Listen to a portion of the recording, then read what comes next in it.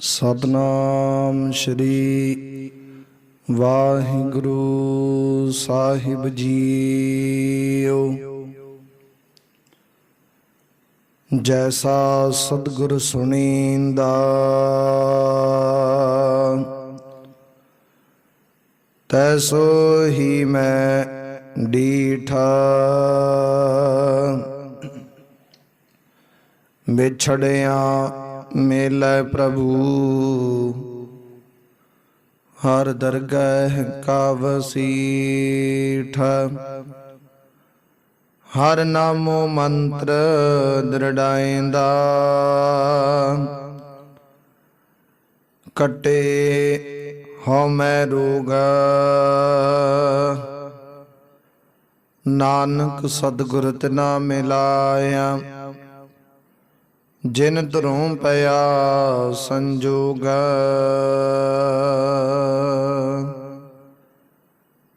तुद आगे अरदास हमारी जियो पिंड सब तेरा। कहो नानक सब तेरी वड्याई कोई नाऊ ना जाने मेरा। कहो नानक सब तेरी वड्याई कोई नाऊ ना जाने मेरा। जुगो जुगा टल चवर छत्र तखत दे मालक दसां पातशाहियां जी जोत। हाजिर नाजिर श्री गुरु ग्रंथ साहिब महाराज दे पावन पवित्र सतगुरां दे सन्मुख हजूरी अंदर जुड़ बैठी गुरु प्यारी गुरु सवारी। गुरु की साजी साज के नवाजी गुरु का खास रूप खालसा साध संगत जियो। आओ कुछ समय लई सतगुरु जी दे पावन पवित्र चरण कमलों के नाल मन विरतियां कागर करके जुड़ करके बहन की कृपालता करिए। समय और स्वासां नूं सफला करिए। सतगुरां दियां खुशियां प्राप्त करना करिए। चल रही लड़ीवार शब्द विचार कथा गुरबाणी सरवण करना करिए। आप संगत ने जो हुण तक लड़ीवार शब्द विचार कथा गुरबाणी सरवण कीती है वो विचार इथों तक सी कि जिस वेले सतगुरु गुरु हरगोबिंद महाराज छेवें पातशाह मेरी पीरी दे मालक कृपालू दयालु सतगुरु जी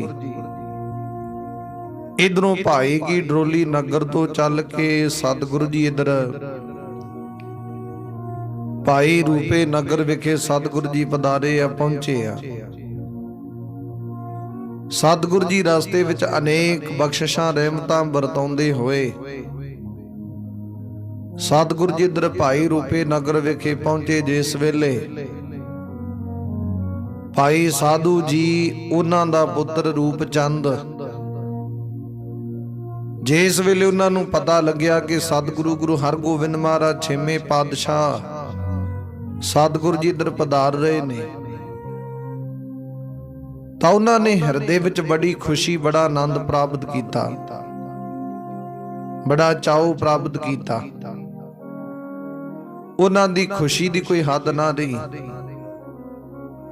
सतगुरु दी कृपा रहमत वरतन लगी। प्यारिओ उस वेले नगर दे बाहर पहले ही सतगुरु दे स्वागत करन वास्ते आओ भगत जी आया नूं कहण वास्ते भाई साधु भाई रूपचंद ते होर नगर दे मोहतवार जिहड़े लोग सन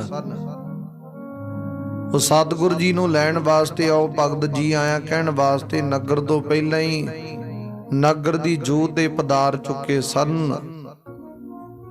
उधर सतगुरु जी 3000 सिख सूरमे फौजा समेत सतगुरु जी भाई की डरोली तो चल के इस भाई रूपे नगर दी जू तक पहुंचे ने। हुण बड़े नगारे वज रहे ने, सतगुरु की कृपा रहमत हो रही है। ਰਾਸਤੇ ਵਿੱਚ ਸਤਿਗੁਰ ਦੇ ਸਿੱਖ ਸੂਰਮੇ ਜੰਗ ਜੁੱਧਾਂ ਦੇ ਜੌਹਰ ਦਿਖਾਉਂਦੇ, ਗੱਤਕਾ ਖੇਡਦੇ ਹੋਏ ਸਤਿਗੁਰ ਜੀ ਇੱਥੇ ਤੱਕ ਪਹੁੰਚੇ ਨੇ। ਉਸ ਵੇਲੇ ਭਾਈ ਸਾਧੂ ਨੇ ਜਿਸ ਵੇਲੇ ਦੇਖਿਆ ਕਿ ਸਤਿਗੁਰ ਜੀ ਆਪ ਪਧਾਰੇ ਨੇ, ਭਾਈ ਸਾਧੂ ਨੇ ਅੱਗੇ ਦੌੜ ਕੇ ਫਟਾਫਟ ਸਤਿਗੁਰੂ ਜੀ ਦੇ ਪਾਵਨ ਪਵਿੱਤਰ ਚਰਨ ਕਮਲਾਂ ਨੂੰ ਪਕੜ ਲਿਆ, ਜਿਹੜੇ ਘੋੜੇ ਦੀ ਰਕਾਬ ਦੇ ਵਿੱਚ ਚਰਨ ਪਾਏ ਸਨ। ਫਟਾਫਟ ਜਾ ਕੇ ਚਰਨਾਂ ਨੂੰ ਪਕੜ ਲਿਆ ਤੇ ਸਤਿਗੁਰੂ ਦੀ ਕਿਰਪਾ ਰਹਿਮਤ ਵਰਦੀ ਪਿਆਰਿਓ। ਭਾਈ ਰੂਪੇ ਨੇ ਆਪਣੇ ਪਿਤਾ ਸਮੇਤ ਉਹਨੇ ਵੀ ਸਤਿਗੁਰ ਦੇ ਚਰਨ ਪਕੜ ਲਏ ਤੇ ਸਤਿਗੁਰੂ ਜੀ ਨੂੰ ਮਿਲ ਕੇ ਏਦਾਂ ਖੁਸ਼ੀ ਪ੍ਰਾਪਤ ਹੋਈ ਜਿਵੇਂ ਕਹਿੰਦੇ ਬਹੁਤ ਹੀ ਕੋਈ ਪਿਆਸੇ ਮਨੁੱਖ ਨੂੰ ਜਲ ਦੀ ਪ੍ਰਾਪਤੀ ਹੋ ਜੇ ਨਾ, ਤੜਫਦੇ ਪਿਆਸੇ ਮਨੁੱਖ ਨੂੰ ਜਲ ਦੀ ਪ੍ਰਾਪਤੀ ਹੋ ਜੇ ਤੇ ਆਨੰਦ ਹਿਰਦੇ ਵਿੱਚ ਪ੍ਰਾਪਤ ਹੁੰਦਾ, ਸ਼ਾਂਤੀ ਪ੍ਰਾਪਤ ਹੁੰਦੀ ਹੈ। ਇਦਾਂ ਪ੍ਰਾਪਤੀ ਹੋਈ ਹੈ ਜਿਵੇਂ ਕਿਸੇ ਭੁੱਖੇ ਮਨੁੱਖ ਨੂੰ ਅਨਾਜ ਦੀ ਪ੍ਰਾਪਤੀ ਹੋ ਜਾਏ ਤੇ ਅਨਾਜ ਪ੍ਰਾਪਤ ਕਰਕੇ ਭੁੱਖ ਵੱਲੋਂ ਤ੍ਰਿਪਤ ਹੋ ਜੇ, ਰੱਜ ਜੇ, ਤੇ ਉਹ ਆਨੰਦ ਕਹਿੰਦੇ ਉਸ ਵੇਲੇ ਦਰਸ਼ਨਾਂ ਦੀ ਪਿਆਸ ਜਿਹੜੀ ਸੀ ਉਹ ਦਰਸ਼ਨ ਕਰਕੇ ਭਾਈ ਰੂਪੇ ਦੀ ਤੇ ਇਹਦੇ ਪਿਤਾ ਭਾਈ ਸਾਧੂ ਦੀ ਦਰਸ਼ਨ ਕਰਕੇ ਪਿਆਸ ਬੁਝੀ ਹੈ। ਸਤਿਗੁਰ ਦੀ ਕਿਰਪਾ ਹੋਈ, ਮਨ ਵਿੱਚ ਖੁਸ਼ੀ, ਮਨ ਵਿੱਚ ਆਨੰਦ ਬਹੁਤ ਹੈ। ਉਸ ਵੇਲੇ ਸਤਿਗੁਰੂ ਜੀ ਨੂੰ ਨਗਰ ਦੇ ਵਿੱਚ ਲੈ ਕੇ ਗਏ ਬੜੇ ਸਤਿਕਾਰ ਦੇ ਨਾਲ। 3000 ਜਿਹੜੇ ਸਿੱਖ ਸੂਰਮੇ ਮਰ ਜੀਵੜੇ ਗੁਰੂ ਦੇ ਸਿੱਖ ਸਨ, ਉਹਨਾਂ ਨੂੰ ਨਾਲ ਲੈ ਕੇ ਗਏ ਤੇ ਆਪਣੇ ਅਸਥਾਨਾਂ ਦੇ ਉੱਤੇ, ਖੁੱਲੇ ਅਸਥਾਨਾਂ ਦੇ ਉੱਤੇ ਸੰਗਤਾਂ ਦਾ, ਸਿੱਖਾਂ ਦਾ, ਸੂਰਮਿਆਂ ਦਾ ਕਹਿੰਦੇ ਉਤਾਰਾ ਕਰਵਾਇਆ ਗਿਆ, ਪੜਾਉ ਕਰਵਾਏ ਗਏ, ਤੰਬੂ ਲਗਾਏ ਗਏ। ਵੱਡੇ ਪੱਧਰ ਤੇ ਸਤਿਗੁਰੂ ਦੀ ਕਿਰਪਾ ਰਹਿਮਤ ਵਰਤਣ ਲੱਗੀ ਭਾਈ ਰੂਪੇ ਨਗਰ ਵਿਖੇ। ਉਸ ਵੇਲੇ ਸੰਗਤ ਨੂੰ ਜਿਉਂ ਹੀ ਪਤਾ ਲੱਗਿਆ ਕਿ ਸਤਿਗੁਰੂ ਗੁਰੂ ਹਰਗੋਬਿੰਦ ਮਹਾਰਾਜ ਜੀ ਇੱਥੇ ਪਧਾਰੇ ਨੇ ਬਖਸ਼ਿਸ਼ ਰਹਿਮਤ ਕਰਨ ਵਾਸਤੇ, ਤੇ ਸਤਿਗੁਰ ਦੇ ਜਿਹੜੇ ਸਿੱਖ ਹੈ, ਸਤਿਗੁਰ ਦੇ ਪਿਆਰੇ ਆ, ਉਹ ਅਨੇਕ ਪ੍ਰਕਾਰ ਦੀਆਂ ਜਿਹੜੀਆਂ ਭੇਟਾਂ ਸਤਿਗੁਰ ਜੀ ਨੂੰ ਲੈ ਕੇ ਅਰਪਣ ਕਰਨ ਵਾਸਤੇ ਤੁਰੇ ਆ ਰਹੇ ਨੇ। ਤੇ ਭਾਈ ਰੂਪੇ ਦੇ ਉੱਤੇ ਸਤਿਗੁਰੂ ਜੀ ਨੇ ਬੇਅੰਤ ਬਖਸ਼ਿਸ਼ਾਂ ਕੀਤੀਆਂ। ਸਤਿਗੁਰੂ ਜੀ ਨੇ ਉਹਨੂੰ ਬਚਨ ਕੀਤੇ, ਉਹਨੂੰ ਵਿਲਾਸ ਕੀਤੇ, ਕਹਿੰਦੇ ਭਾਈ ਰੂਪਾ ਜੀ ਤੁਹਾਡੇ ਤੇ ਗੁਰੂ ਨਾਨਕ ਦੀ ਪੂਰਨ ਕਿਰਪਾ, ਤੁਸੀਂ ਜੋ ਬਚਨ ਕਹੋਗੇ ਪੂਰਾ ਹੋਇਆ ਕਰੇਗਾ। ਨਿਮਰਤਾ ਸਹਿਤ ਤੁਸੀਂ ਇਦਾਂ ਹੀ ਸੇਵਾਵਾਂ ਕਰਦੇ ਰਹੋਗੇ ਜਿੰਨਾ ਚਿਰ ਤੁਹਾਡੇ ਘਰ ਦੇ ਵਿੱਚ, ਤੁਹਾਡੀ ਵੰਸ਼ ਦੇ ਵਿੱਚ ਨਿਮਰਤਾ ਹੋਵੇਗੀ, ਆ ਗੁਰੂ ਨਾਨਕ ਦੇ ਦਰ ਕਰ ਦੀ ਸੇਵਾ ਹੋਵੇਗੀ, ਤੁਹਾਡੇ ਵੰਸ਼ ਦੇ ਵਿੱਚ ਗੁਰੂ ਨਾਨਕ ਦੀ ਕਿਰਪਾ ਰਹਿਮਤ ਵਰਤਦੀ ਰਹੇਗੀ। ਇਸੇ ਤਰ੍ਹਾਂ ਆਈ ਸੰਗਤ ਦੀ ਸੇਵਾ ਕਰਿਆ ਕਰੋ, ਸਤਿਗੁਰ ਦੀ ਕਿਰਪਾ ਰਹਿਮਤ ਵਰਤੇਗੀ। ਹੁਣ ਥਾਂ ਥਾਂ ਤੇ ਬਖਸ਼ਿਸ਼ ਰਹਿਮਤ ਫੈਲ ਗਈ। ਉਸ ਵਕਤ ਗੁਰੂ ਸਤਿਗੁਰ ਦੀ ਕਿਰਪਾ ਵਰਤ ਗਈ। ਲੋਕਾਂ ਨੂੰ ਪਤਾ ਲੱਗਿਆ ਕਿ ਸਤਿਗੁਰੂ ਜੀ ਨੇ ਭਾਈ ਰੂਪੇ ਦੇ ਉੱਤੇ ਬੇਅੰਤ ਬਖਸ਼ਿਸ਼ਾਂ ਕੀਤੀਆਂ, ਉਹਨਾਂ ਨੂੰ ਅਨੇਕ ਪ੍ਰਕਾਰ ਦੇ ਬਚਨ ਵਿਲਾਸ ਕਰਕੇ ਨਦਰੋ ਨਦਰ ਨਿਹਾਲ ਕੀਤਾ। ਉਹਦੀਆਂ ਕਈ ਪੁਸਤਾਂ ਸਤਿਗੁਰ ਨੇ ਬਖਸ਼ ਦਿੱਤੀਆਂ ਨੇ। ਤੇ ਹੁਣ ਹੈ ਵੀ ਇਦਾਂ ਹੀ, ਜਿਹੜਾ ਗੁਰੂ ਨਾਨਕ ਦੇ ਦਰਕਾਰ ਦੇ ਨਾਲ ਜੁੜਦਾ ਪਿਆਰਿਓ, ਉਹਦੇ ਤੇ ਸਤਿਗੁਰ ਦੀ ਜ਼ਰੂਰ ਕਿਰਪਾ ਰਹਿਮਤ ਵਰਤਦੀ ਹੈ। ਸਤਿਗੁਰੂ ਜੀ ਕਿਰਪਾ ਕਰਦੇ। ਆਮ ਵਿਦਵਾਨ ਲੋਕ ਦੱਸਦੇ, ਕਹਿੰਦੇ ਉਸ ਮਨੁੱਖ ਦੀਆਂ 21 ਕੁੱਲਾਂ ਤਰ ਜਾਂਦੀਆਂ, 21 ਕੁੱਲਾਂ ਦਾ ਉਧਾਰ ਹੋ ਜਾਂਦਾ ਉਹਦਾ। ਹੁਣ ਧਿਆਨ ਦੇਣਾ 21 ਕੁੱਲਾਂ ਕਿਹੜੀਆਂ ਨੇ। ਸਤਿਗੁਰੂ ਜੀ ਕਹਿੰਦੇ 7 ਕੁੱਲਾਂ ਦਾਦਕੇ ਪਰਿਵਾਰ ਦੀਆਂ, 7 ਕੁੱਲਾਂ ਨਾਨਕੇ ਪਰਿਵਾਰ ਦੀਆਂ, 7 ਕੁੱਲਾਂ ਸਹੁਰੇ ਪਰਿਵਾਰ ਦੀਆਂ, 3 7 21 ਕੁੱਲਾਂ ਸਤਿਗੁਰੂ ਜੀ ਕਹਿੰਦੇ ਏਦਾਂ ਉਧਾਰ ਹੋ ਜਾਂਦਾ, ਉਹਨਾਂ ਦਾ ਬਖਸ਼ਿਸ਼ ਰਹਿਮਤ ਹੋ ਜਾਂਦੀ ਹੈ। ਇਹ ਫਿਰ ਬਖਸ਼ਿਸ਼ ਰਹਿਮਤ ਉਦੋਂ ਪ੍ਰਾਪਤ ਹੁੰਦੀ ਜਦੋਂ ਕੋਈ ਸਤਿਗੁਰ ਦੇ ਚਰਨਾਂ ਦੇ ਨਾਲ ਮਨ ਕਰਕੇ, ਬਿਰਤੀ ਸੁਰਤੀ ਕਰਕੇ ਜੁੜਿਆ। ਐਵੇਂ ਕਹਿੰਦੇ ਉੱਤੋਂ ਗੱਲ ਵਿਚਾਰ ਲੋਕ ਦਿਖਾਵਾ ਕਰਨਾ, ਇਹ ਇਹਦੇ ਨਾਲ ਗੱਲ ਨਹੀਂ ਜੇ ਬਣਦੀ। ਜਿਵੇਂ ਸਤਿਗੁਰੂ ਜੀ ਕਹਿੰਦੇ ਆ ਸੁਖਮਨੀ ਸਾਹਿਬ ਦੀ ਬਾਣੀ ਵਿੱਚ ਫਰਮਾਉਂਦੇ, ਸਤਿਗੁਰੂ ਜੀ ਕਹਿੰਦੇ ਜੇ ਮਨ ਵਿੱਚ ਪ੍ਰੀਤ ਨਹੀਂ ਹੈ, ਹਿਰਦੇ ਵਿੱਚ ਭਾਵਨਾ ਨਹੀਂ ਹੈ, ਮਨ ਹੀ ਪ੍ਰੀਤ ਮੁਖੋਂ ਗੰਢ ਲਾਵਤ, ਕਹਿੰਦੇ ਮਨ ਵਿੱਚ ਪ੍ਰੀਤ ਨਹੀਂ, ਮੁਖ ਤੋਂ ਗੰਢਾ ਲਾਉਂਦਾ, ਉੱਪਰੋਂ ਭਾਵ ਲੋਕਾਂ ਨੂੰ ਦਿਖਾਵਾ ਕਰਕੇ ਦਿਖਾਉਣਾ ਨਾ, ਸਿੱਖੀ ਪਾਲਣਾ ਕਰਨਾ। ਸਤਿਗੁਰੂ ਜੀ ਕਹਿੰਦੇ ਫੇਰ ਵੀ ਗੱਲ ਨਹੀਂ ਬਣਨੀ, ਫੇਰ ਵੀ ਆਨੰਦ ਪ੍ਰਾਪਤ ਨਹੀਂ ਹੋਣਾ। ਅਸਲ ਦੇ ਵਿੱਚੋਂ ਜਦੋਂ ਅੰਦਰੋਂ ਹਿਰਦੇ ਤੋਂ ਸਤਿਗੁਰੂ ਤੱਕ ਪੁਕਾਰ ਜਾਂਦੀ ਹੈ ਨਾ, ਉਹ ਭਾਵਨਾ, ਉਹ ਹਿਰਦੇ ਦੀ ਪੁਕਾਰ, ਉਹ ਜਿਹੜੀ ਵਿਚਾਰ ਸਤਿਗੁਰ ਦੇ ਸਨਮੁਖ ਕੀਤੀ ਅਰਦਾਸ, ਉਹੀ ਪ੍ਰਵਾਨ ਹੁੰਦੀ ਹੈ। ਸਤਿਗੁਰੂ ਜੀ ਕਿਰਪਾ ਕਰਦੇ। ਫੇਰ ਸਤਿਗੁਰੂ ਜੀ ਰਹਿਮਤ ਵਰਤਾਉਂਦੇ ਨੇ, ਇਸ ਫਾਨੀ ਸੰਸਾਰ ਦੇ ਵਿੱਚ ਵੱਖਰਾ ਰੁਤਬਾ, ਵੱਖਰੀ ਪਦਵੀ ਪ੍ਰਦਾਨ ਕਰਦੇ ਨੇ, ਆਮ ਮਨੁੱਖਾਂ ਨਾਲੋਂ ਵੱਖਰਾ। ਸਤਿਗੁਰੂ ਜੀ ਇਦਾਂ ਭਾਈ ਰੂਪੇ ਦੇ ਉੱਤੇ ਬਖਸ਼ਿਸ਼ ਕਰ ਦਿੱਤੀ। ਕਹਿੰਦੇ ਸੰਸਾਰ ਦੇ ਵਿੱਚ, ਉਸ ਇਲਾਕੇ ਦੇ ਵਿੱਚ ਥਾਂ ਤੇ ਗੱਲ ਪ੍ਰਚਲਿਤ ਹੋ ਗਈ ਹੈ ਕਿ ਭਾਈ ਰੂਪੇ ਦੇ ਉੱਤੇ ਸਤਿਗੁਰੂ ਜੀ ਨੇ ਇਦਾਂ ਕਰਕੇ ਬਖਸ਼ਿਸ਼ ਕੀਤੀ। ਸਭ ਹਿਰਦੇ ਵਿੱਚ ਇਹੀ ਵਿਚਾਰ ਕਰਦੇ ਨੇ ਕਿ ਅਸੀਂ ਵੀ ਸਤਿਗੁਰ ਤੋਂ ਇਦਾਂ ਬਖਸ਼ਿਸ਼ ਰਹਿਮਤ ਪ੍ਰਾਪਤ ਕਰੀਏ। ਉਸ ਵੇਲੇ ਸਤਿਗੁਰ ਦੇ ਸਨਮੁਖ ਕਹਿੰਦੇ ਅਨੇਕ ਪ੍ਰਕਾਰ ਦੀਆਂ ਕੀਮਤੀ ਤੋਂ ਕੀਮਤੀ ਭੇਟਾਵਾਂ ਲੈ ਕੇ ਸਤਿਗੁਰ ਦੇ ਸਨਮੁਖ ਆਉਣ ਲੱਗੇ ਨੇ। ਹੁਣ ਇਧਰ ਇਲਾਕੇ ਦੇ ਵਿੱਚ ਕਹਿੰਦੇ ਇੱਕ ਨਗਰ ਦੇ ਵਿੱਚ ਇੱਕ ਜੋਧ ਰਾਏ ਨਾਮ ਦਾ ਇੱਕ ਬਹੁਤ ਵੱਡਾ ਬਲਵਾਨ ਸੂਰਮਾ, ਇਹ ਕਹਿ ਲਈਏ ਕਿ ਰਾਜੇ ਮਹਾਰਾਜਿਆਂ ਵਾਂਗੂ ਦੀ ਠਾਠ ਬਾਠ ਹੈ, ਉਹ ਰਹਿੰਦਾ ਏ ਆਪਣੇ ਨਗਰ ਵਿੱਚ ਰਹਿੰਦਾ। ਸਤਿਗੁਰ ਦੀ ਉਹਦੀ ਕਿਰਪਾ ਰਹਿਮਤ ਉਤੇ ਵਰਤਦੀ ਹੈ। ਤੇ ਕਹਿੰਦੇ ਉਹ ਰਾਜਾ ਰਾਏ ਜੋਧ ਉਹਦਾ ਨਾਮ ਹੈ। ਉਹਦੇ ਕੋਲੇ ਤਕਰੀਬਨ 500 ਜਿਹੜੀ ਫੌਜ ਹੈ ਨਾ, ਸਿੱਖ ਸੂਰਮੇ ਉਹਦੇ ਨਾਲ ਰਹਿੰਦੀ ਹੈ। ਜਦੋਂ ਵੀ ਜਿੱਥੇ ਜਾਂਦਾ ਉਹਦੀ ਫੌਜ ਉਹਦੇ ਨਾਲ ਰਹਿੰਦੀ ਹੈ। ਤੇ ਕਹਿੰਦੇ ਇਹਦੇ ਵਡੇਰੇ ਮਿੱਠਾਪੁਰ, ਇਹਦਾ ਵਡੇਰਾ ਸੀ ਇੱਕ, ਦਾਦਕੇ ਪੜਦਾਦਿਆਂ ਦੇ ਵਿੱਚੋਂ, ਦਾਦਕਿਆਂ ਦੇ ਵਿੱਚੋਂ ਵਡੇਰਾ ਸੀ। ਇਹ ਜਿਹੜੀ ਸਾਰੀ ਰਾਜ ਭਾਗ ਦੀ ਪ੍ਰਾਪਤੀ ਨੂੰ ਵਿਰਾਸਤ ਵਿੱਚ ਪ੍ਰਾਪਤ ਹੋਈ। ਤੇ ਕਹਿੰਦੇ ਰਾਏ ਜੋਧ ਉਹਨੇ ਵਿਚਾਰ ਕੀਤੀ ਕਿ ਸਤਿਗੁਰੂ ਗੁਰੂ ਹਰਗੋਬਿੰਦ ਮਹਾਰਾਜ ਦੇ ਸਨਮੁਖ ਜਾਣਾ ਚਾਹੀਦਾ। ਇਹਦੀ ਪਤਨੀ ਹੈ ਨਾ ਜਿਹੜੀ, ਉਹ ਗੁਰਸਿੱਖਾਂ ਦੇ ਘਰਾਂ ਦੇ ਵਿੱਚੋਂ ਆ। ਕਿ ਜੋਧ ਰਾਏ ਨੂੰ ਕਹਿੰਦੇ ਸਿੱਖੀ ਦਾ ਕਦਾਚਿਤ ਅਜੇ ਤੱਕ ਪਤਾ ਨਹੀਂ ਸੀ, ਤੇ ਵਡੇਰਿਆਂ ਦੇ ਵਿੱਚੋਂ ਇਹਦੇ ਕਹਿੰਦੇ ਪੁਰਸ਼ਤ ਦੇ ਵਿੱਚੋਂ ਹੀ ਇਹਨੂੰ ਇਹ ਰਾਜ ਭਾਗ ਪ੍ਰਾਪਤ ਹੋਇਆ। ਉਸ ਵੇਲੇ ਕਹਿੰਦੇ ਹੋਇਆ ਕਿ ਜਦੋਂ ਕਹਿੰਦੇ ਇਹਦਾ ਵਡੇਰਾ ਮਿੱਠਾਪੁਰ ਉਹਦਾ ਨਾਮ ਸੀ।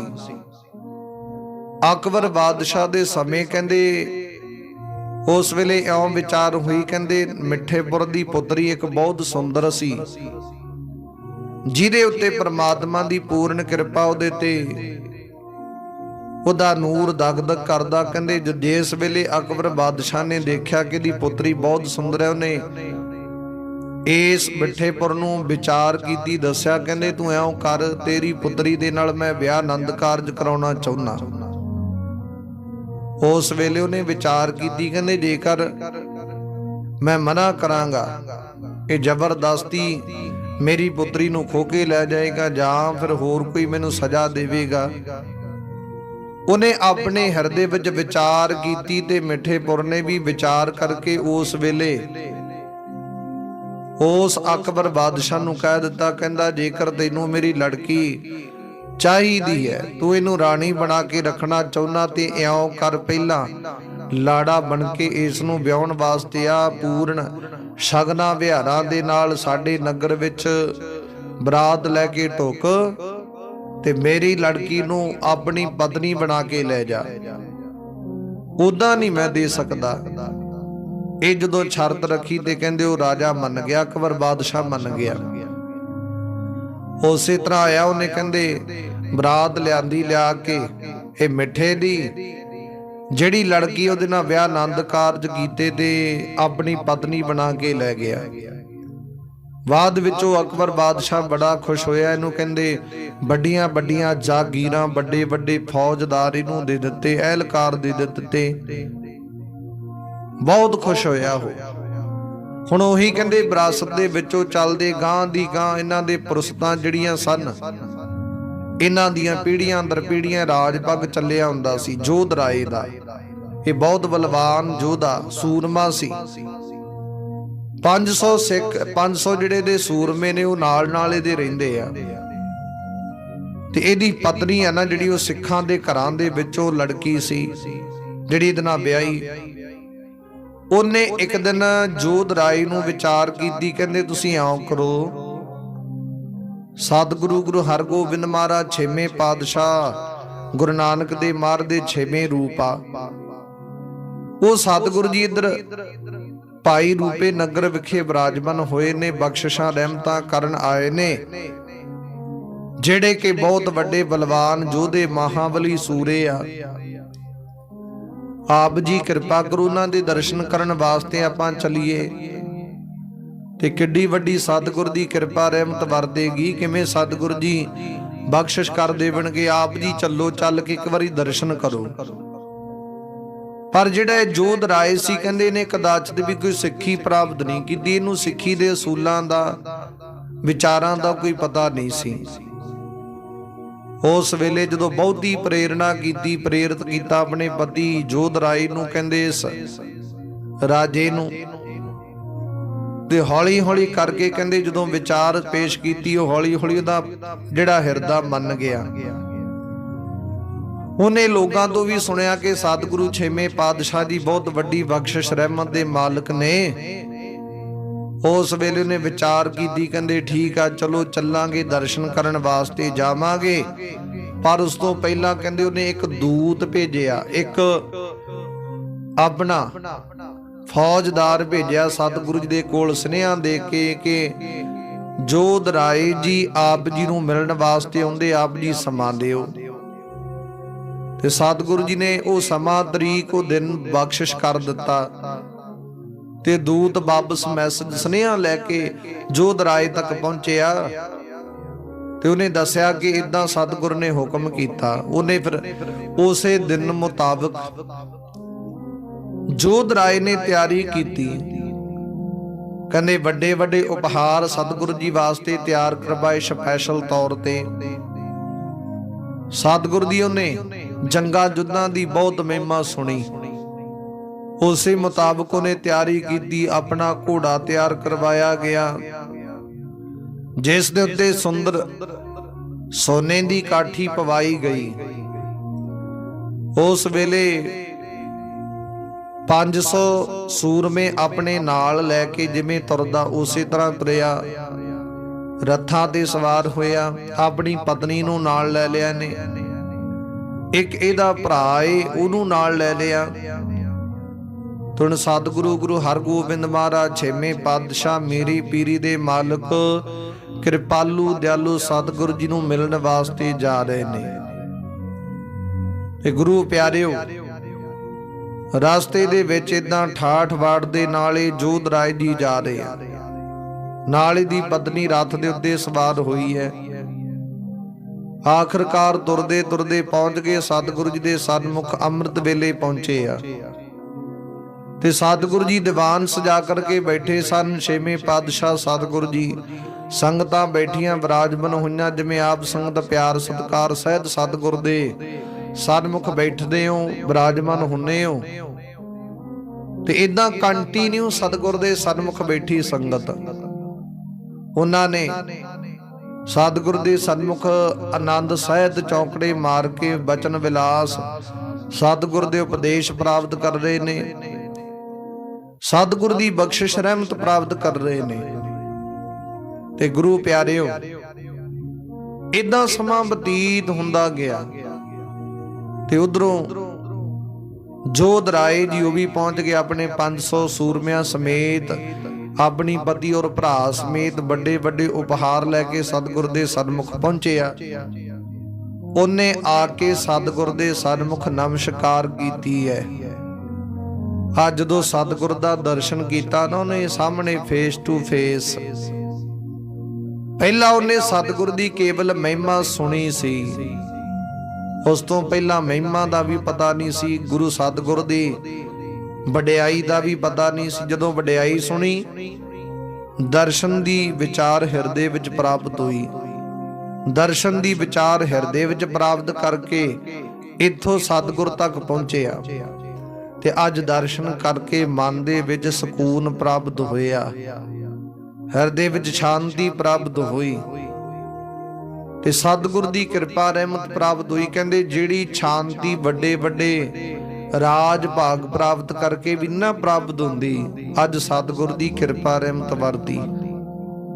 ਜਦੋਂ ਦਰਸ਼ਨ ਕੀਤੇ ਸਤਿਗੁਰ ਦੇ ਮੇਰੀ ਪੀਰੀ ਦੀਆਂ ਕਿਰਪਾਨਾਂ ਪਹਿਨੀਆਂ, ਵੱਡਾ ਚੋਲਾ ਪਹਿਨਿਆ, ਚੂੜੀਦਾਰ ਪਜਾਮਾ ਪਹਿਨਿਆ, ਸਤਿਗੁਰ ਦੇ ਸੋਹਣੀ ਦਸਤਾਰ ਸਜਾਈ ਹੈ, ਉੱਤੇ ਜਿਗਾ ਕਲਗੀ ਸਜਾਈ, ਹੀਰੇ ਜੜਤ ਕਲਗੀ ਹੈ।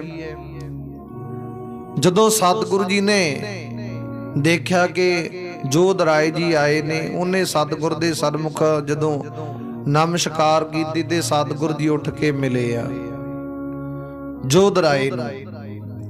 ਤੇ ਜੋਧ ਰਾਏ ਨੂੰ ਜਦੋਂ ਮਿਲੇ ਸਤਿਗੁਰੂ ਜੀ, ਤੇ ਜੋਧ ਰਾਏ ਸਤਿਗੁਰੂ ਜੀ ਦੇ ਕੱਦ ਤੋਂ ਛੋਟਾ ਥੋੜਾ ਜਿਹਾ, ਇਹ ਸਤਿਗੁਰੂ ਜੀ 6 ਫੁੱਟ ਜਿੰਨੇ 7 ਫੁੱਟ ਦੇ ਨਜ਼ਦੀਕ ਹੈ। ਗੁਰੂ ਸਤਿਗੁਰ ਦਾ ਕੱਦ ਉੱਚਾ ਲੰਮਾ, ਵੱਡੇ ਮਹਾਬਲੀ ਜੋਧੇ ਆ, ਸੰਡੋਲ ਸਰੀਰ ਹੈ ਸਤਿਗੁਰ ਜੀ ਦਾ, ਵੱਡੇ ਵੱਡੇ ਡੌਲੇ ਆ ਸਤਿਗੁਰ ਜੀ ਦੇ, ਛਾਤੀ ਹੈ ਚੌੜੀ ਹੈ ਗੁਰੂ ਸਤਿਗੁਰ ਜੀ ਦੀ।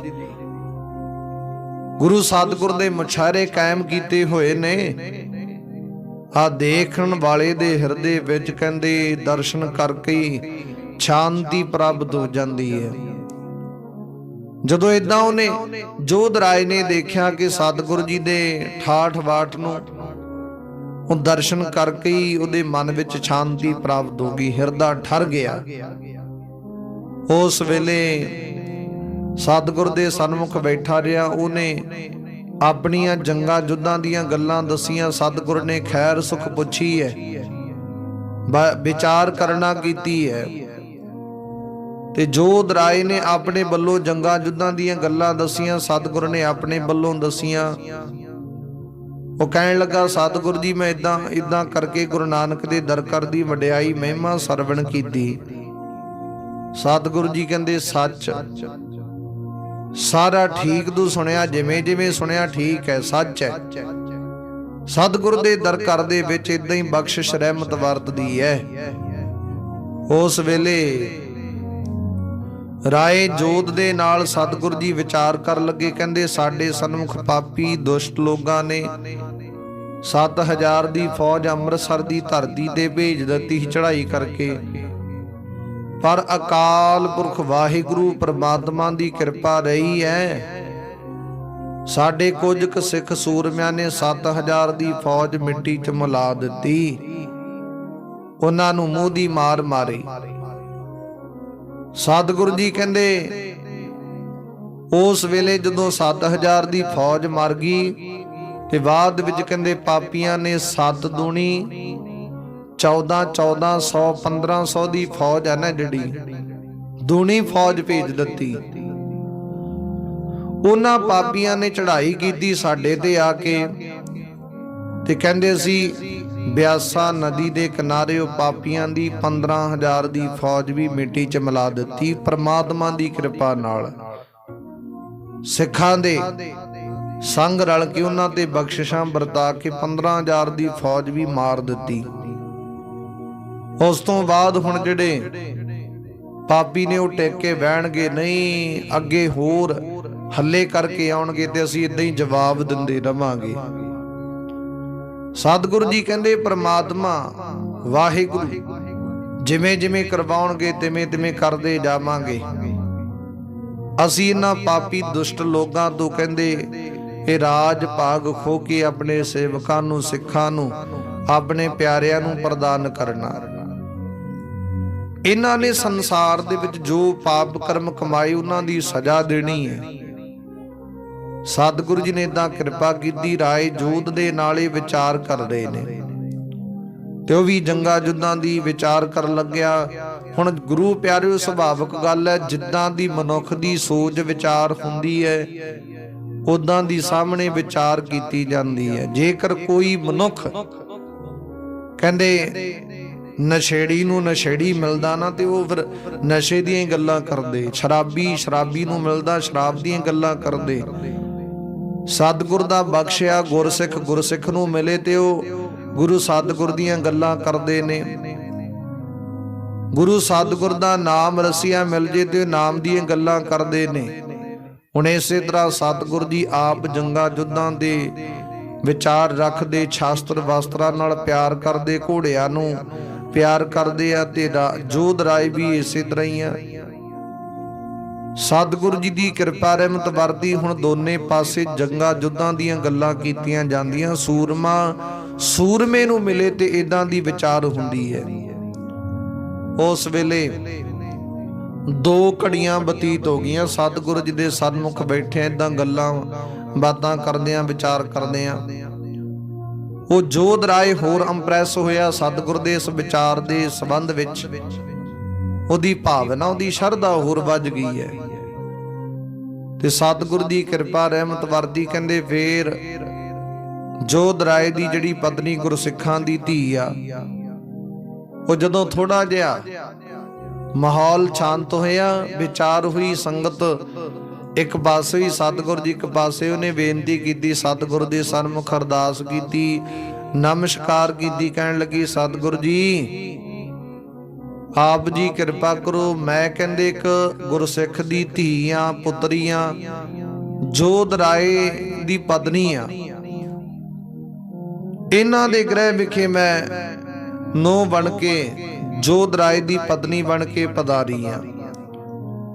ਪਰ ਸਤਿਗੁਰੂ ਜੀ ਮੇਰੇ ਮਨ ਵਿੱਚ, ਹਿਰਦੇ ਵਿੱਚ ਸਿੱਖੀ ਪ੍ਰਤੀ ਬੜਾ ਪਿਆਰ ਤੇ ਮੈਂ ਹੀ ਪ੍ਰੇਰਿਤ ਕਰਕੇ ਜੋਧ ਰਾਏ ਜੀ ਨੂੰ ਆਪਣੇ ਸਨਮੁਖ ਲੈ ਕੇ ਆਈ ਆ। ਹੁਣ ਆਪ ਜੀ ਕਿਰਪਾ ਕਰ ਦਿਓ, ਮੈਨੂੰ ਕੁਝ ਨਹੀਂ ਚਾਹੀਦਾ, ਮੇਰੇ ਵੰਸ਼ ਵਿੱਚ ਸਾਡੇ ਇਧਰ ਪੀੜੀ ਦਰ ਪੀੜੀ ਵਿੱਚ ਸਿੱਖੀ ਪ੍ਰਦਾਨ ਕਰ ਦਿਓ, ਬਸ ਸਿੱਖੀ ਪ੍ਰਾਪਤ ਹੋ ਜੇ। ਸਤਿਗੁਰੂ ਗੁਰੂ ਹਰਗੋਬਿੰਦ ਮਹਾਰਾਜ ਨੇ ਉਸ ਵੇਲੇ ਬਚਨ ਕੀਤਾ, ਕਹਿੰਦੇ ਭਾਈ ਆਪ ਜੀ ਦੀ ਸੇਵਾ ਗੁਰੂ ਨਾਨਕ ਦੇ ਦਰਕਾਰ ਦੇ ਵਿੱਚ ਪ੍ਰਵਾਨ ਹੋ ਗਈ, ਯਾਦ ਰੱਖਿਓ। ਕਹਿੰਦੇ ਅਸੀਂ 10ਵੇਂ ਜਾਮੇ ਦੇ ਵਿੱਚ ਆਵਾਂਗੇ, ਉਸ ਵੇਲੇ ਤੁਹਾਡੇ ਜਿਹੜੇ ਵੰਸ਼ ਦੀ ਹੈ, ਤੁਹਾਡੇ ਪਰਿਵਾਰ ਦੀ ਸੇਵਾ ਪ੍ਰਾਪਤ ਕਰਾਂਗੇ, ਤੁਹਾਡੇ ਤੇ ਬਖਸ਼ਿਸ਼ਾਂ ਕਰਾਂਗੇ, ਤੁਹਾਡੇ ਵੰਸ਼ ਦੇ ਵਿੱਚੋਂ ਸਾਡੇ ਜੰਗਾਂ ਜੁੱਧਾਂ ਵਿੱਚ ਸਾਥ ਦੇਣਗੇ ਤੇ ਤੁਹਾਡੇ ਤੇ ਕਿਰਪਾ ਹੋਵੇਗੀ, ਤੁਹਾਡਾ ਜਿਹੜਾ ਵੰਸ਼ ਸਿੱਖੀ ਦੇ ਵਿੱਚ ਪ੍ਰਫੁੱਲਤ ਹੋਵੇਗਾ, ਉਦੋਂ ਤੁਹਾਡੇ ਵੰਸ਼ ਦਾ ਅਸੀਂ ਉਧਾਰ ਕਰਾਂਗੇ। ਸਤਿਗੁਰੂ ਜੀ ਨੇ ਬਚਨ ਕੀਤੇ। ਇਹ ਉਸ ਵੇਲੇ ਜੋਧ ਰਾਏ ਦੀ ਪਤਨੀ ਦੇ ਨਾਲ ਵਿਚਾਰ ਕੀਤੀ ਸਤਿਗੁਰੂ ਜੀ ਨੇ। ਤੇ ਹੁਣ ਗੁਰੂ ਪਿਆਰਿਓ ਇਦਾਂ ਸਮਾਂ ਪ੍ਰਾਪਤ ਕੀਤਾ, ਸਤਿਗੁਰੂ ਦੀ ਕਿਰਪਾ ਰਹਿਮਤ ਹੋਈ। ਜੋਧ ਰਾਏ ਜੀ ਉਸੇ ਭਾਈ ਰੂਪੇ ਨਗਰ ਦੇ ਵਿੱਚ ਇੱਕ ਇਕਾਂਤ ਜਗ੍ਹਾ ਤੇ ਉੱਥੇ ਨਜ਼ਦੀਕ ਹੀ ਆਪਣਾ ਪੜਾਓ ਕੀਤਾ ਉਹਨੇ, ਨਾਲ ਹੀ ਫੌਜ ਲਿਆ ਕੇ ਉੱਥੇ ਵਿਚਾਰ ਕਰਨ ਲੱਗਾ, ਬਿਰਾਜਮਾਨ ਹੋਇਆ, ਤੰਬੂ ਲਗਾਏ ਗਏ। ਸਤਿਗੁਰ ਦੀ ਕਿਰਪਾ ਰਹਿਮਤ ਵਰਤੀ। ਹੁਣ ਏਦਾਂ ਜਦੋਂ ਪਤਾ ਲੱਗਿਆ ਸਤਿਗੁਰੂ ਜੀ ਇੱਥੇ ਭਾਈ ਰੂਪੇ ਨਗਰ ਵਿਖੇ ਬਿਰਾਜਮਾਨ ਹੈ, ਜੋਧ ਰਾਏ ਜੀ ਵੀ ਸਤਿਗੁਰ ਦੇ ਸਤਿਕਾਰ ਨੂੰ ਮੁੱਖ ਰੱਖਦਿਆਂ ਆਪ ਚੱਲ ਕੇ ਆਪਣੇ ਨਗਰ ਤੋਂ ਇੱਥੇ ਪਹੁੰਚਿਆ। ਬੇਸ਼ੁਮਾਰ ਕੀਮਤੀ ਉਪਹਾਰ ਭੇਟਾਵਾਂ ਲੈ ਕੇ ਸਤਿਗੁਰ ਦੇ ਸਨਮੁਖ ਪਹੁੰਚਿਆ ਤੇ ਸਿੱਖਾਂ ਨੇ ਜਦੋਂ ਇਹ ਵਿਚਾਰ ਕੀਤੀ, ਉਸ ਵੇਲੇ ਪਿਆਰਿਓ ਸੰਗਤਾਂ ਆਟੋਮੈਟਿਕਲੀ ਹਿਰਦੇ ਵਿੱਚ ਪਿਆਰ ਲੈ ਕੇ ਸਤਿਗੁਰ ਦੇ ਸਨਮੁਖ ਪਹੁੰਚਣ ਲੱਗੀਆਂ। ਸਤਿਗੁਰੂ ਦੀ ਕਿਰਪਾ ਰਹਿਮਤ ਵਰਦੀ। ਸਤਿਗੁਰੂ ਜੀ ਇਦਾਂ ਸਿੱਖਾਂ ਦੇ ਉੱਤੇ ਬਖਸ਼ਿਸ਼ਾਂ ਵਰਤਾਉਣ ਲੱਗੇ। ਜੋ ਵੀ ਸਤਿਗੁਰੂ ਦੀ ਕਿਰਪਾ ਰਹਿਮਤ ਪ੍ਰਾਪਤ ਕਰਕੇ ਸਤਿਗੁਰੂ ਦੇ ਸਨਮੁਖ ਪਹੁੰਚਦਾ, ਉਹ ਜ਼ਰੂਰ ਭਾਵਨਾ ਪੂਰੀ ਕਰਦਾ, ਉਹਦੇ ਤੇ ਸਤਿਗੁਰੂ ਦੀ ਜ਼ਰੂਰ ਬਖਸ਼ਿਸ਼ ਰਹਿਮਤ ਹੁੰਦੀ। ਇਦਾਂ ਕਰਕੇ ਸਤਿਗੁਰੂ ਜੀ ਇਸ ਭਾਈ ਰੂਪੇ ਨਗਰ ਵਿਖੇ ਵਿਰਾਜਮਾਨ ਹੋਏ। ਤੇ ਕਹਿੰਦੇ ਜੋਧ ਰਾਏ ਦੀ ਜਿਹੜੀ ਪਤਨੀ ਹੈ ਉਹ ਵਾਪਸ ਆਪਣੇ ਨਗਰ ਵਿਖੇ ਚਲੀ ਗਈ ਤੇ ਜੋਧ ਰਾਏ ਜੀ ਉੱਥੇ ਹੀ ਰਹੇ। ਹੁਣ ਰੋਜ਼ਾਨਾ ਸਤਿਗੁਰ ਦੇ ਦਰਸ਼ਨ ਕਰਦਾ ਜੋਧ ਰਾਏ ਜੀ। ਜੰਗਾਂ ਜੁੱਧਾਂ ਦੀਆਂ, ਸ਼ਾਸਤਰਾਂ ਦੀਆਂ, ਵਸਤਰਾਂ ਦੀਆਂ, ਘੋੜਿਆਂ ਦੀਆਂ ਗੱਲਾਂ ਪੇ ਕਰਦੇ ਨੇ। ਸਤਿਗੁਰ ਦੀ ਕਿਰਪਾ ਰਹਿਮਤ ਵਰਤਦੀ ਹੈ। ਇਦਾਂ ਸਤਿਗੁਰ ਜੀ ਉੱਥੇ ਵਿਰਾਜਮਾਨ ਰਹੇ ਤੇ ਸਤਿਗੁਰ ਦੀ ਬਖਸ਼ਿਸ਼ਾਂ ਰਹਿਮਤਾਂ ਵਰਤਾਉਂਦੇ ਰਹੇ। ਜੋਧ ਰਾਏ ਦੇ ਨਾਲ ਜੰਗਾਂ ਜੁੱਧਾਂ ਦੀਆਂ ਵਿਚਾਰਾਂ ਕਰਦੇ ਰਹੇ ਤੇ ਸਤਿਗੁਰ ਦੇ ਸਨਮੁਖ ਕਈ ਦਫਾ ਕਈ ਸੇਵਕ ਇਸ ਗੱਲੋਂ ਪ੍ਰੇਰਿਤ ਹੋ ਕੇ ਸਤਿਗੁਰ ਦੀ ਫੌਜ ਦੇ ਵਿੱਚ ਸ਼ਾਮਲ ਹੋ ਜਾਂਦੇ। ਸਤਿਗੁਰ ਜੀ ਸਾਨੂੰ ਵੀ ਕਿਰਪਾ ਕਰੋ, ਆਪਣੀ ਫੌਜ ਵਿੱਚ, ਆਪਣੀ ਸੈਨਾ ਦੇ ਵਿੱਚ ਸਿੱਖ ਸੂਰਮੇ ਆ ਜਿਹੜੇ ਉਹਨਾਂ ਵਿੱਚ ਸਾਨੂੰ ਵੀ ਸ਼ਾਮਲ ਕਰ ਲਓ। ਸਾਨੂੰ ਕੁਝ ਨਹੀਂ ਚਾਹੀਦਾ, ਬਸ ਆ ਥੋੜੇ ਸਮੇਂ ਬਾਅਦ 5-6 ਮਹੀਨਿਆਂ ਬਾਅਦ ਇੱਕ ਚੋਲਾ ਬਖਸ਼ ਦਿਓ।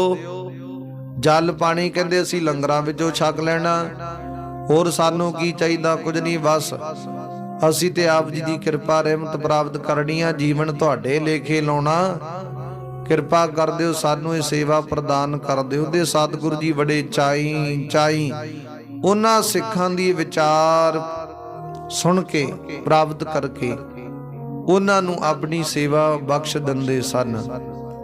ਤੇ ਜਿਹੜੇ ਮਨੁੱਖ ਕਦਾਚਿਤ ਵੀ ਗੁਰੂ ਪਿਆਰਿਓ ਸੰਸਾਰ ਵਿੱਚ ਕਿਰਪਾਨ ਜਿਨ੍ਹਾਂ ਨੇ ਚੁੱਕ ਕੇ ਨਹੀਂ ਦੇਖੀ, ਜਿਨ੍ਹਾਂ ਨੂੰ ਕਿਰਪਾਨ ਦੇ ਮਹੱਤਵ ਬਾਰੇ ਕੋਈ ਪਤਾ ਨਹੀਂ, ਸਤਿਗੁਰੂ ਜੀ ਨੇ ਉਹਨਾਂ ਦੇ ਹੱਥਾਂ ਦੇ ਵਿੱਚ ਕਿਰਪਾਨਾਂ ਪਕੜਾ ਦਿੱਤੀਆਂ, ਉਹਨਾਂ ਤੇ ਬਖਸ਼ਿਸ਼ਾਂ ਰਹਿਮਤਾਂ ਕਰ ਦਿੱਤੀਆਂ। ਜੰਗਾਂ ਜੁੱਧਾਂ ਦੇ ਵਿੱਚ ਲੜਨ ਵਾਸਤੇ, ਜੂਝਣ ਵਾਸਤੇ ਤਿਆਰ ਕਰ ਦਿੱਤੇ। ਜੰਗਾਂ ਜੁੱਧਾਂ ਦਾ ਅਭਿਆਸ ਹੁੰਦਾ ਤੇ ਕਈ ਦਫਾ ਸਤਿਗੁਰੂ ਜੀ ਇੱਧਰ ਜੰਗਲਾਂ ਵਿੱਚ, ਘਣੇ ਸੰਘਲੇ ਜੰਗਲਾਂ ਦੇ ਵਿੱਚ ਸਤਿਗੁਰੂ ਜੀ ਸ਼ਿਕਾਰ ਖੇਡਣ ਵੀ ਜਾਂਦੇ ਆ। ਰੋਜ਼ਾਨਾ ਸ਼ਾਸਤਰਾਂ ਦਾ ਅਭਿਆਸ ਹੁੰਦਾ, ਦਾ ਪੇਚ ਲਾਏ ਜਾਂਦੇ ਨੇ। ਉਸ ਵੇਲੇ ਗੱਤਕੇ ਦੇ ਜੋਰ ਵਿਖਾਏ ਜਾਂਦੇ। ਸਤਿਗੁਰੂ ਦੀ ਕਿਰਪਾ ਰਹਿਮਤ ਵਰਤਦੀ। ਇਦਾਂ ਭਾਈ ਰੂਪੇ ਨਗਰ ਵਿਖੇ ਰੌਣਕਾਂ ਲੱਗੀਆਂ, ਸਤਿਗੁਰੂ ਦੀ ਕਿਰਪਾ ਵਰਤ ਰਹੀ ਹੈ।